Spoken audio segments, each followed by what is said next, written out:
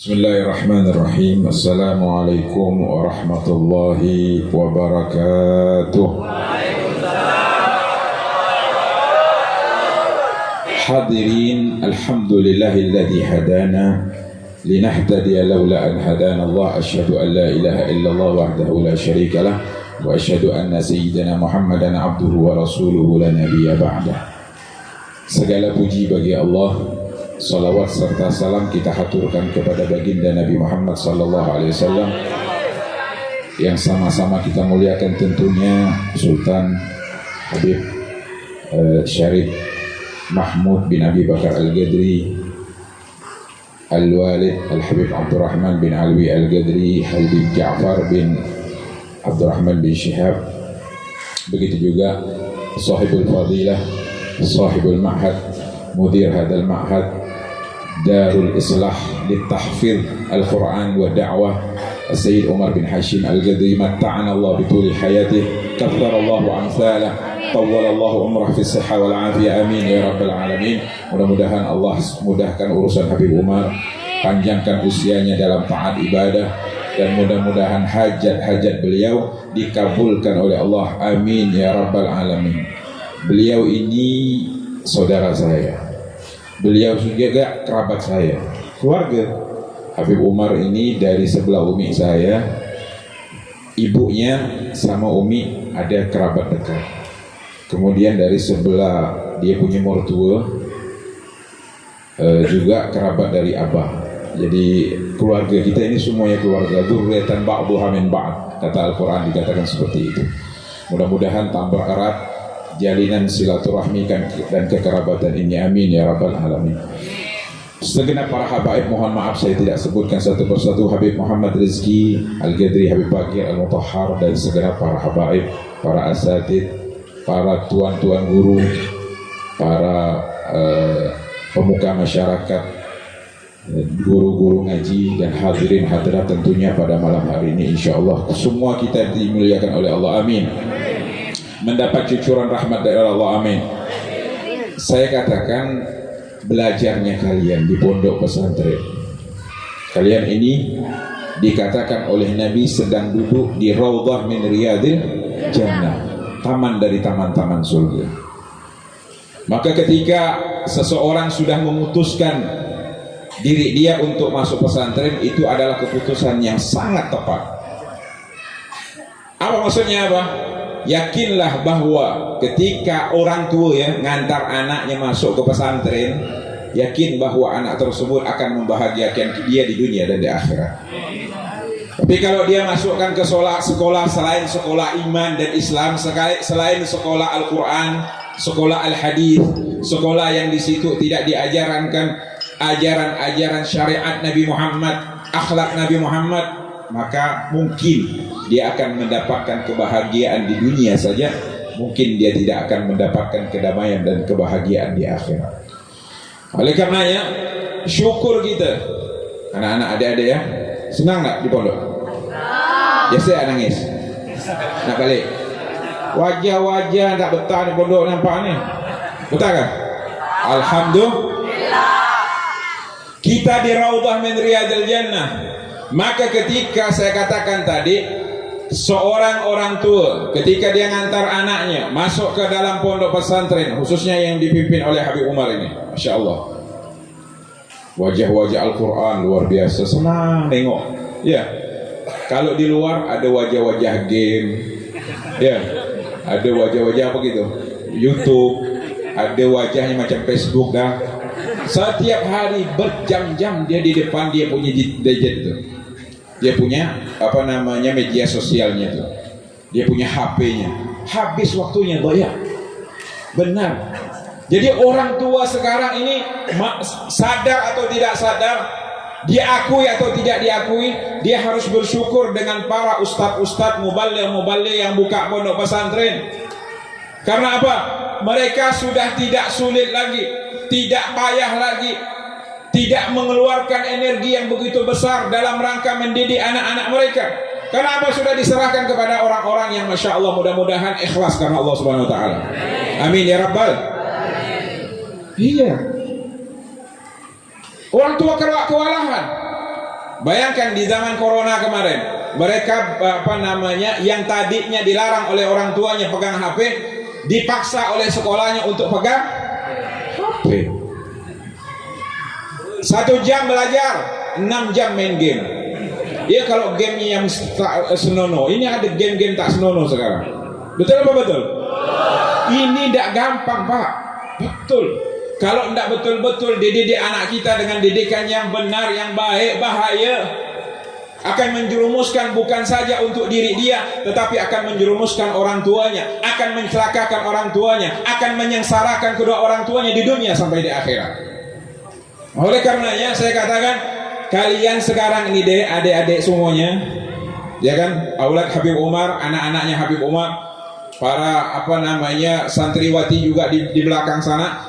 Kalian adalah fi raudhah min riyadil jannah, taman dari taman-taman surga. Maka ketika ada bapak datang mau bawa kita keluar, bilangkan sama bapak sama mak, saya sudah tak mau pergi keluar.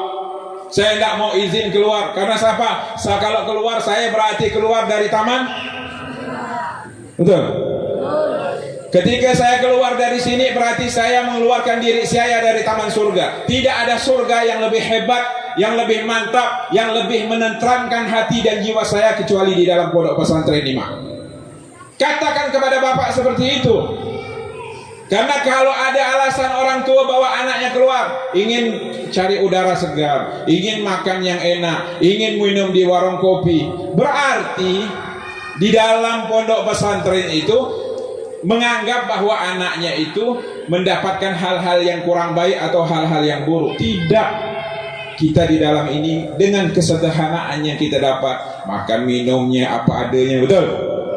Ya amin, makan minumnya lauknya apa adanya, kemudian minumnya ya Allah apa adanya. Alhamdulillah, kita bersyukur kepada Allah. Karena apa? Kita sedang berada di raudhah min riyadil jannah. Yakin kita di raudhah min riyadil jannah? Tapi kadang-kadang di depan kelas atau di depan kamar ngapa? Saya tanya, ngapa kok nak? Tak balik, tak betah. Teleponkan bapak, suruh jemput. Ada tak begitu? Karena yang ngomong ini pengalaman dulu pernah mondok. Banyak model-model seperti itu, banyak. Ya. Wajar apa Pak? Wajar. Wajar.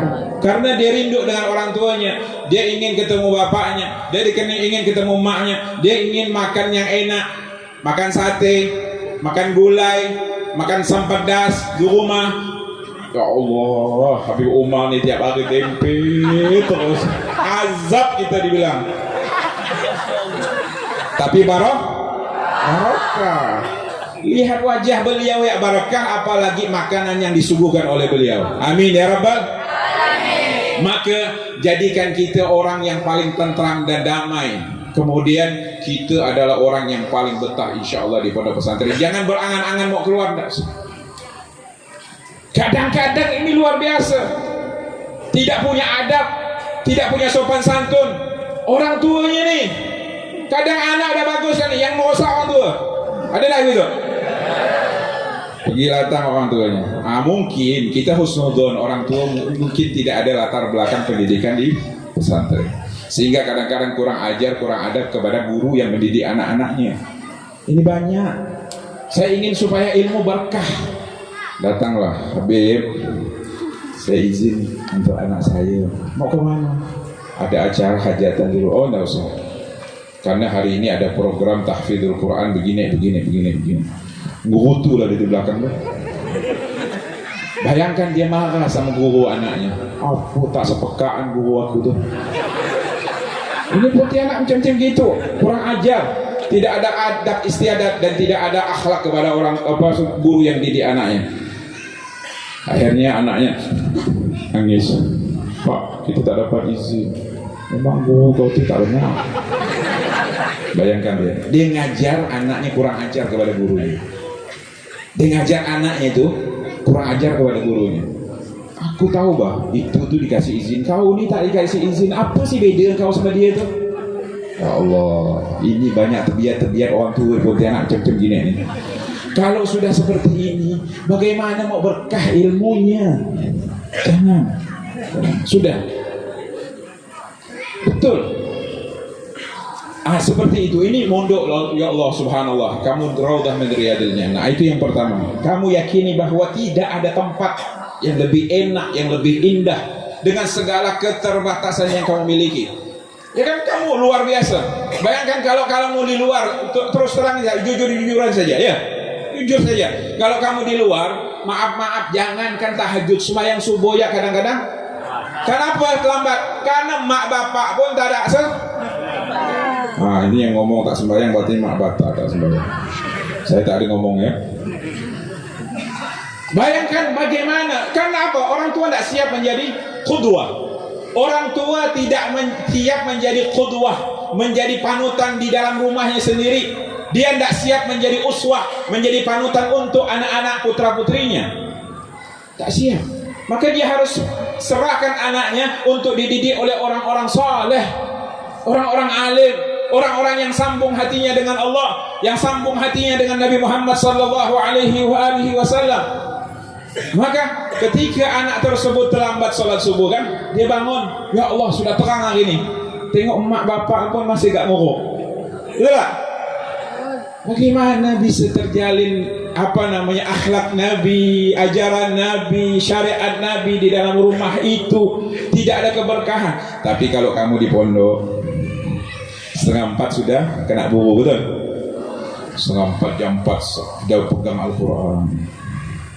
Ya, pegang Al-Quran. Kalau di rumah jam 1 malam masih pegang, aku alhamdulillah. Jadi nikmat mana di pondok ada apa atau di rumah? Kenal lah nih. Senyum-senyum simpel pula tuh. Hadirin, ini malam-malam tak boleh serius-serius hadirin. Mata dah kantuk. Betul tak? Bikin yang enak-enak saja. Karena sudah malam.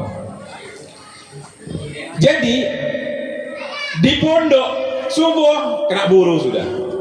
Ya, subuh kena buru. Sebentar lagi setelah sholat subuh baru habis sembahyang. Assalamualaikum warahmatullahi wabarakatuh. Assalamualaikum warahmatullahi wabarakatuh. Itu gini.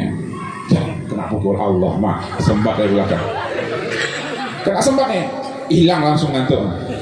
Begitu terus, itu pertama-tama seperti itu memang latihan. Iya. Tapi setelah terbiasa seperti itu setiap hari habis sembahyang subuh kita harus baca wirid, zikir, baca Al-Quran, habis itu baca salawat. Bayangkan berapa rahmat Allah, berapa keberkahannya Allah turunkan kepada anak kita, Bu.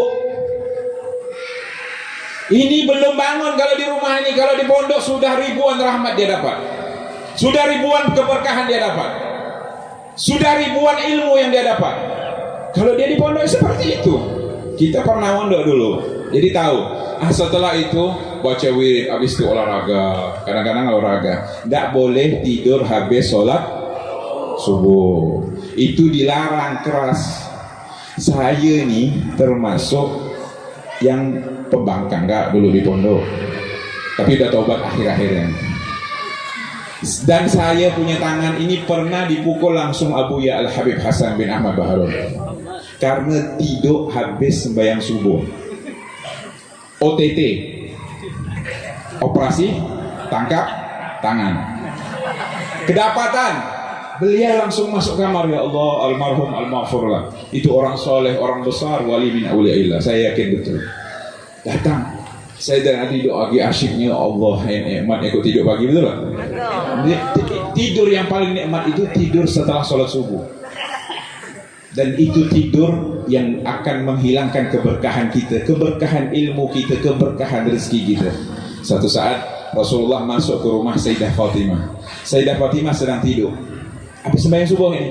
Lalu kaki Sayyidah Fatimah, ya Allah, putrinya Nabi Muhammad SAW, digoyang-goyang oleh Nabi Muhammad SAW. Gumi, ya binati, gumi. Fa inna hadzal waqt tuqsam fihi al-arzaq, kata Rasulullah SAW. Kumi, bangun wahai putriku Fatimah, karena saat ini Allah sedang membagikan rezekinya. Jangan kamu tidur. Jadi kata para ulama, kalau seandainya orang betul-betul serius, betul-betul hadir hatinya pada sholat subuh itu minta kepada Allah Subhanahu wa taala, tidak perlu dia capek-capek untuk mencari dunia ini. Maksudnya bekerja harus, tapi betul-betul akan dipermudah oleh Allah urusan dunia ini kalau dia betul-betul waktu habis sholat subuh itu tidak dia pakai untuk tidur. Akan berkah. Dan kalian ketika ada di pondok, jangan jadikan habis sholat subuh itu untuk tidur. Kapan tidurnya? Nanti habis sholat zuhur, kalau memang waktunya kosong, tidak ada jam pelajaran, habis sholat zuhur itu baru boleh tidur, atau sebelum sholat zuhur. Tapi habis sholat subuh tak boleh. Tak boleh. Paham? Raudhah min riyadil jannah. Yang kedua, akhlakul karimah. Ini yang penting. Jadi dapat ilmu banyak tapi tak punya akhlak. Akhlak itu untuk siapa? Gurunya harus lebih dahulu berakhlak sebagai contoh untuk murid-muridnya. Nah, murid juga harus seperti itu, menjadikan dirinya adalah manusia-manusia yang berakhlak. Ketika seseorang betul-betul mempertahankan akhlak yang mulia, berarti dia akan sambungkan diri dia dengan Nabi Muhammad SAW. Akhlak itu kepada siapa? Kepada Allah, kepada Nabi. Ya, akhlaknya kepada Allah, akhlak kepada Nabi, akhlak kepada guru, akhlak kepada kedua orang tua, akhlak kepada teman, akhlak kepada kitab-kitab yang kita pelajari ini. Harus ada akhlak itu 6. Akhlak kepada Allah, jalankan tahajudnya, jalankan sholat subuh berjamaahnya, jalankan wirid-wiridnya, ya, jalankan puasa yang wajib-wajib maksudnya. Kalau sunnah-sunnah ya tidak usah puasa sunnah dulu, yang penting belajar jauh lebih afdal. Jadi saya juga termasuk orang yang protes. Maaf, mungkin mudah-mudahan di sini tidak ada. Saya termasuk orang yang protes kalau ada pondok yang mewajibkan santrinya puasa sunnah. Kalau di dalam Sulamut Taufik itu dikatakan ijab malam yajib. Ijab malam yajib itu keras. Al-Habib Abdullah bin Husain bin Tahir itu di dalam Sulamut Taufik. Termasuk sesuatu yang akan mengeluarkan seseorang daripada dairatul Islam, daripada agama Islam, mewajibkan sesuatu yang tidak diwajibkan oleh agama. Jadi ada mudirul ma'had atau pimpinan pondok pesantren mewajibkan santrinya untuk puasa sunnah. Itu tidak baik. Bahkan kita waktu dulu di Bangil, ketika ada santri ketahuan puasa sunnah, dilarang oleh ustaz, suruh buka. Kenapa? Kamu belajar lebih bagus, kamu menghafal lebih harus. Ini wajib. Kamu belajar wajib. 1 jam kamu belajar lebih mengalahkan 1000 hari kamu puasa sunnah. Belajar, mengkaji, menghafal. Oh, supaya semangat. Akhirnya letoy, akhirnya lemah, akhirnya tak punya semangat di kelas ketika dia harus puasa sunnah. Bagus dia menghafal Al-Quran, bagus dia menghafal fikih, rukun-rukun sholat, syarat-syarat puasa, ya, syarat-syarat haji dia hafalkan itu, dan dia tinggalkan puasa-puasa sunnah. Itu hanya puasa sunnah. Sedangkan belajar kamu, mengkaji kamu, memahami pelajaran itu adalah sesuatu yang diwajibkan oleh Allah Subhanahu wa ta'ala. Oleh karenanya akhlakul karimah, ya kan, akhlak kepada Allah, kepada Nabi Muhammad SAW. Jadikan waktu-waktu kita penuhi dengan sunnah-sunnah yang ringan-ringan. Maksudnya kalau puasa itu berat, ya qobliyah 2 rakaat, ba'diyah 2 rakaat. Kemudian setelah itu sambungkan hati kita dengan Rasulullah, berbanyak baca salawat. Ketika ada waktu-waktu yang senggang atau waktu-waktu luang, kita baca salawat kepada Nabi Muhammad SAW. Akhlak kepada siapa lagi? Akhlak kepada guru kita, Allah azim, itu besar. Hormati, berkhidmah, menjadi pelayan, siap menjadi pelayan guru kita. Itu seperti itu tekad kita sebagai seorang santri. Karena ilmu yang kita dapat ini bukan ilmu-ilmu yang kita dapat di luar, tidak. Ilmu ini sambung antara hati kita dengan hati guru kita, dan hati guru kita akan nyambungkan kita dengan Allah dan Rasulnya. Allahumma sholli ala Muhammad. Sambung ini guru ilmu kita yang kita cari ini kepada Rasulullah. Ini ilmunya Nabi Muhammad. Ini ilmu mahal, ilmu ini tinggi, ilmu ini tidak sembarang, yang Allah kirimkan oleh malaikat Jibril kepada Rasulullah SAW. Oleh karenanya akhlak kepada guru itu penting.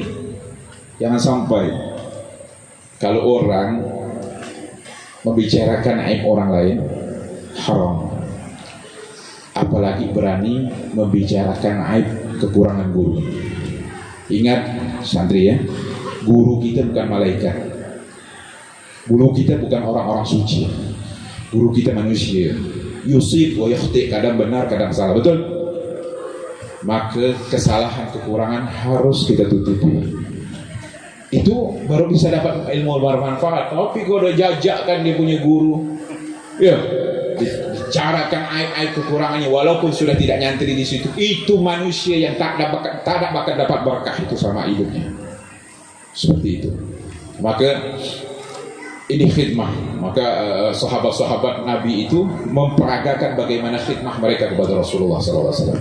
Ada seorang Al-Habib, dikatakan Ainul Tarim, Al-Habib Alawi bin Abdullah bin Shihab. Dia punya cucu baru saja meninggal beberapa tahun yang lalu, Al-Habib Abdullah bin Alawi, Al-Habib Abdullah bin Muhammad bin Alawi bin Shihab. Itu cucunya. Ada Habib Alawi bin Abdullah bin Shihab. Itu dikatakan Ainul Tarim. Waktu beliau belajar, di antara guru beliau itu namanya Al-Habib Abdurrahman Al-Masyhur yang mengarang kitab Bughyah Al-Mustarsyidin.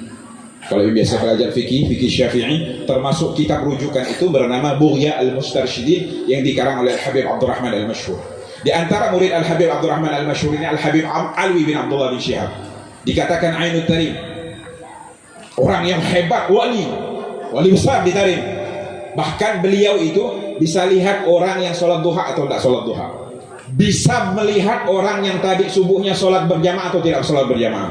Dari mana kamu lihat? Kamu tahu ini, kamu tadi subuh tidak sholat berjamaah. Di mana? Saya lihat tidak ada cahaya sholat yang ada di melekat di badannya. Kamu tadi sholat tidak pakai siwak. Kenapa? Di bibir kamu tidak ada cahaya siwak. Ya Allah. Sampai Habib Alwi bin Abdurrahman, Habib Alwi bin Abdullah bin Shihab ini, kalau mencium kulit seseorang, dia tahu ini Sayyid Abu Bakar, ini keturunan Nabi Abu Bakar, karena dia tahu mencium darah itu nyambung kepada Rasulullah SAW. Hebat, luar biasa, karamat. Ini belajarnya Al-Habib Alawi bin Abdullah bin Shihab ini. Waktu belajar tidak banyak belajar, banyak berkhidmah sama gurunya. Habib Abdurrahman Masyhur ngajar, beliau nuang kopi. Murid-murid Habib Abdurrahman Masyhur banyak. Kopi satu gelas dituangkan sama beliau. Habib Alwi, ya, dituangkan sampai selesai. Tinggal beberapa menit mau selesai belajar, beliau baru selesai kopi. Kawan-kawannya ngolo, ngejek dia, ngerendahkan dia lah. Apa Alwi itu tak sepekaan, kata orang banyak kan, tak sepekaan belajar. Itu namanya bukan Alwi, Habib Alwi itu namanya Alwi Gahwah, Alwi kopi, karena tiap hari nuangkan kopi ya. Kerjaannya nuangkan kopi. Jadi jangan kira kalau ada santri itu yang hari-harinya nuang kopi, yang hari-harinya ya kerja-kerja seperti itu, jangan kamu anggap itu remeh. Itu bisa jadi ulama besar. Hari-harinya bersih-bersih WC, jangan malas hadiri. Adik-adik suruh kesini bersih ini, ayo cepat. Perintah dari Umar suruh ini, suruh cepat. Itu insya Allah itu lambat. Yang paling barakah adalah orang yang paling rajin di pondok. Bukan orang yang paling alim, enggak. Belum tentu orang alim itu barakah. Insya Allah orang yang paling khidmah, yang menjadikan dirinya pelayan di pondok pesantren, itu insya Allah. Al-Habib Alwi ini itu. Terus kata Habib Abdurrahman Alawi, kamu sabar saja. Setelah aku wafat, engkau akan menjadi penggantiku.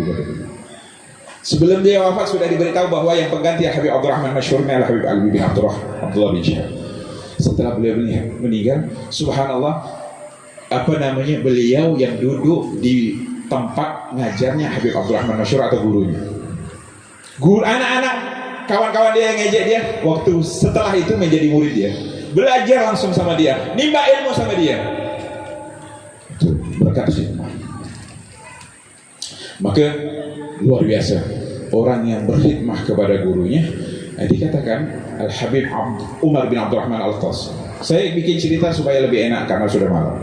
Al-Habib, boleh terus sedikit nih? Al-Habib Umar bin Abdurrahman Al-Tas ini gurunya Al-Habib Abdullah bin Ali Al-Haddad, Sahibul Fatah, artinya guru yang membuka tabir Al-Habib Abdullah Al-Haddad, yang menyampaikan Al-Habib Abdullah Al-Haddad kepada Allah Subhanahu wa taala adalah Al-Habib Umar bin Abdurrahman Al-Tas, Sahibul Ratib. Beliau juga punya ratib Al-Attas, Habib Abdullah juga punya ratib Al-Hattas. Habib Umar bin Abdurrahman Al-Atas ini guru mursyidnya Al-Habib Husain bin Syekh Habib Bakar bin Salim. Habib Husain belajar sama ayahnya Syekh Habib Bakar bin Salim. Habib Umar ini pernah satu saat murid-muridnya sedang duduk sama beliau, sedang duduk. Akhirnya ketika sedang mengaji ada Syekh Ali Baras, ya, murid dekat beliau itu namanya Syekh Ali Baras. Kalau kita Fatihah kepada Al-Habib Umar bin Abdurrahman Al-Atas tidak akan sampai kecuali Fatihah itu kita sambungkan juga untuk Syekh Ali bin Abdullah Baras, ya. Itu sudah harus seperti itu. Karena beliau menjadi pelayan dekat sekali Syekh Ali Baras ini. Pijit kakinya Habib Umar lagi ngajar, kan. Anak-anak muridnya waktu tengah belajar keluar dari majelisnya. Ada apa? Di depan ada Nabiullah Khidir. Nabiullah Khidir datang. Syekh Ali Baras tetap tidak beranjak dari tempatnya, tetap pijit kaki Habib Umar Al-Atas. Kata Habib Umar, kenapa kamu tidak keluar? Di depan ada Nabiullah Khidir. Habib, dia bilang, wahai guru, Nabiullah Khidir itu datang untuk bertemu dengan kamu, dan saya cukup bertemu dengan kamu, sudah cukup, tidak perlu ketemu Nabiullah Khidir lagi. Ya Allah, saking yakinnya dia sama gurunya. Nabiullah Khidir itu datang ke sini bukan mau ketemu murid-murid, mau ketemu engkau wahai sang guru. Dan saya sekarang sudah menjadi atau bersama orang yang akan Nabiullah Khidir ketemu dengan orang tersebut, yaitu engkau. Sudah cukup ya wahai guruku, engkau lebih aku hormati dan lebih aku muliakan ketimbang Nabiullah Khidir alaihi salam. Itu kemuliaan yang dimiliki oleh orang-orang besar. Khidmah, betul-betul yakin kepada gurunya, insya Allah akan barakah. Itu akhlak, khidmah itu diantara banyak. Kemudian doa kepada akhlak kepada Allah, akhlak kepada Rasulullah, akhlak kepada guru, ya, akhlak kepada guru. Kemudian akhlak kepada kawan-kawan, orang tua, kedua orang tua, panjang ceritanya kan. Kemudian akhlak kepada kawan-kawan yang ada, ya, si akhlak saling membantu. Ya kan, kalau ada yang kurang, kalau ada yang sakit, cucikan piringnya, cucikan, ya kan, itu insya Allah barakah ilmunya. Kemudian yang terakhir, akhlak kepada kitab-kitab. Jadi kitab maulid, ya kan, ada kamu belajar muhawarah, kamu belajar apalagi Al-Quran, jangan taruh di bawah, tidak boleh. Akhlak kepada kitab supaya barakah. Allahumma ja'al hadza jam'an marhuma, tafarruqana min ba'dihi tafarruqan ma'suma, la taj'al fina wala hawalaina wala ma'na syaqiyan wala ma'zuman bi rahmatika ya arhamar rahimin ya arhamar rahimin ya arhamar rahimin. Allahumma arzuqna min al-uqul awfarha wa min al-a'mali azkaha wa min al-adhani asfaha wa min al-akhlaqi atyabaha wa min al-arzaqi ajzalaha wa min ad-dunya khairaha wa min al-akhirati na'imaha. Allahumma barik lana fi dhurriyyatina wa auladina banatina wa tullabina wa talamidina wa la tadurruhum wa waffiqhum li ta'atika warzuqna birrahum. Rabbana atina fid dunya hasanah wa fil akhirati hasanah wa qina adzabannar. Wa sallallahu ala sayyidina maulana Muhammadin wa ala alihi wasallam. Alhamdulillahirabbil alamin. Karena waktunya sudah terlalu malam, saya singkat. Insyaallah kita akan teruskan di majelis-majelis yang lain. Jazakumullah khairal jaza. Terima kasih atas segala perhatian. Billahi taufiq wal hidayah. Assalamualaikum warahmatullahi wabarakatuh. Waalaikumsalam warahmatullahi wabarakatuh.